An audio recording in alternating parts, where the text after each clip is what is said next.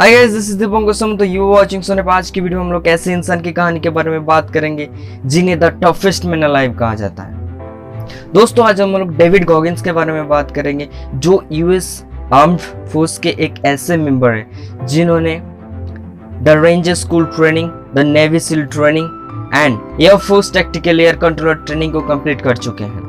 दोस्तों, आप जिन्हें नेवी सील की ट्रेनिंग के बारे में पता नहीं है, मैं उन्हें बता दूं, ये दुनिया के कठोर ट्रेनिंग में से एक ट्रेनिंग है। यहाँ पर एक कैंडिडेट को लैंड, सी, एयर तीनों के लिए ट्रेन किया जाता है। अगर 1000 बंदे को सिलेक्ट किया जाता है तो उनमें सिर्फ 250 कैंडिडेट्स ये ट्रेनिंग को कंप्लीट कर सकते हैं। इतना डिफिकल्ट ट्रेनिंग है। इस ट्रेनिंग की जो पहली फेज आता है वो है basic under water demolition training, जिस ट्रेनिंग के दौरान एक कैंडिडेट को 24 घंटे में 20 घंटे तक उन्हें ट्रेनिंग किया जाता है। एक हफ्ते में 4 घंटे सोने दिया जाता है और 320 किलोमीटर तक उन्हें रन किया जाता है। यही नहीं, एक ट्रेनी को हाथ पैर बांध के पानी में छोड़ दिया जाता है। ये basic under water demolition training complete करने के बाद उन्हें पैराशूट जंपिंग स्कूल में जाना पड़ता है। उसके बाद उन्हें सील क्वालिफिकेशन ट्रेनिंग के लिए जाना पड़ता है, तब जाके एक कैंडिडेट सील बनता है।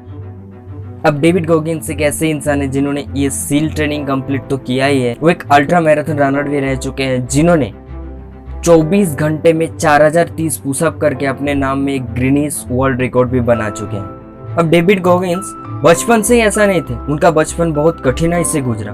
उनके पिताजी का एक बिजनेस थे जहां पर उन्हें देर रात तक काम करना पड़ता। सिर्फ काम ही नहीं, उन्हें बहुत मार भी सहना पड़ता था उनके पिताजी से। इसीलिए वो डेविड गॉगिंस उनके माता उनके पिताजी से भागकर एक ब्राज़ील के इंडियाना नामक छोटे से टाउन में जाके बस गए। वहाँ पर भी वहाँ की ज़िंदगी आसान नहीं था। वहाँ पे भी बहुत कठिनाई से, बहुत गरीबी से उनकी ज़िंदगी काटती थी। कैसे तैसे करके वो बड़ा होते गए और बड़ा होते होते वो बहुत डिमोटिवेटेड, बहुत डिप्रेस बन गए थे। यही नहीं, वो और बहुत ज़्यादा बीमारी का भी शिकार बन गए थे। लेकिन उनकी ज़िंदगी बदली जब वो 23 साल के थे और एक सुबह वो अपनी बेड पे बैठ के अपना ब्रेकफास्ट कर रहे थे और टीवी में एक नेवी सील की ट्रेनिंग का डॉक्यूमेंट्री चल रहा था।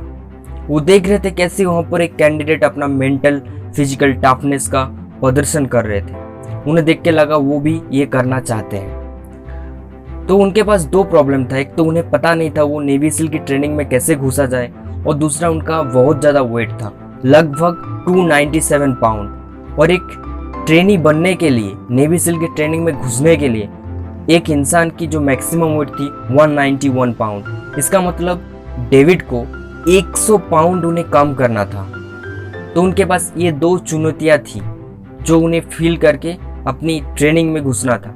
अब कुछ दिनों बाद डेविड गॉगिंस को पता चला कि कुछ ही दिनों में उनके यहाँ एक ट्रेनिंग आयोजित किया गया है जिसके थ्रू वो नेवी सील में अप्लाई कर सकते हैं। लेकिन उनका जो वेट था, अब उसे वो वेट लूज करना था।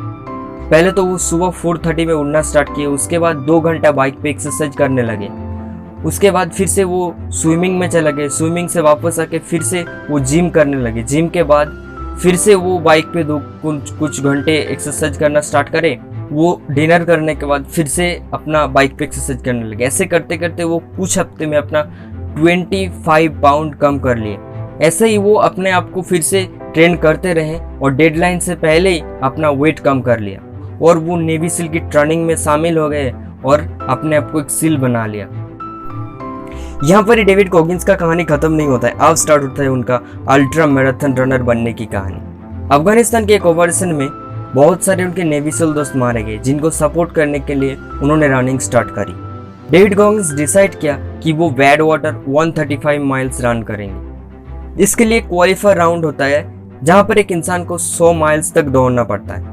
डेविड गॉगिंस ये 100 माइल्स रनिंग एक दिन में कंप्लीट करी। उसके बाद 2006 में उनके पास एक इनविटेशन आया जहां पर उन्हें बैड वाटर रनिंग के लिए इनवाइट किया गया। उस बैड वाटर 135 माइल्स को उन्होंने 30 घंटे में पूरा किया और उसके बाद वो बहुत सारे मैराथन में शामिल हुए और एक के बाद एक मैराथन जीतते गए। डेविड गॉगिंस कहते हैं उनकी ज़िंदगी में सक्सेस सिर्फ हार्डवर्क और माइंड को हराने की वजह से आया है। वो कहता है कि हमारे दिमाग में एक गवर्नर बैठा हुआ है जो बोलता है तू ये काम नहीं कर सकता।